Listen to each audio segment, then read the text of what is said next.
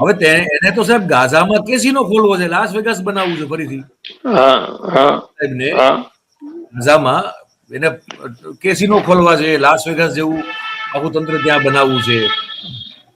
અને સવાલ ખાલી ગાઝા પૂરતો તો છે જ નહીં.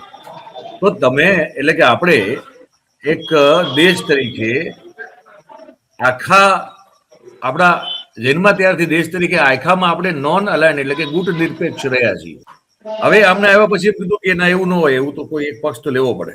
એટલે તમે આખી તમે નામ મુવમેન્ટ જે હતી, નોન અલાઇન મુવમેન્ટ જે નામ મુવમેન્ટ હતી એ ખતમ થઈ ગઈ. જેના આપણે લીડર હતા એ ખતમ થઈ ગઈ. એમાં 100 ની આસપાસ દેશો દુનિયાભરના હતા એના સભ્ય, એ પણ ખતમ થઈ ગયું. સાર્કના કોઈ ઠેકાણા છે નહીં. સાર્કમાં શું થઈ રહ્યું કોઈ નથી ખબર. બ્રિક્સ વાળા નેવલ એક્સરસાઇઝ કરે છે તો એમાં આપણે જતા નથી આપણને કોઈ, અને એના બહુ વિચિત્ર અને વાહિયાત કારણો આપવામાં આવે. એટલે રશિયા પાસેથી તેલ ખરીદવાનું બંધ કર્યું છે એવું આપણે આજીજી કરીને કહીએ છીએ કે ટેરિફ ઘટાડો ભાઈ સાહેબ, મહેરબાની કરો, એવું પ્લેનમાં આખી દુનિયાના પત્રકારોના કહે છે. આપણે એક અક્ષર બોલી શકતા નથી. એટલે રશિયાની સાથે આપણે ઊભા રહેતા નથી. ટ્રમ્પ આપણને સાથે ઊભા રાખવા માંગતો નથી. એનો જે એનઓઆઈ એમ્બેસેડર જે આવ્યો નિયુક્ત થયો સર્ગિયો ગોર, એની તમે વાતો સાંભળો તમને ખબર પડે કે આ એમ્બેસેડર લેવલનો માણસ કઈ ભાષામાં વાત કરી રહ્યો તમારી સાથે.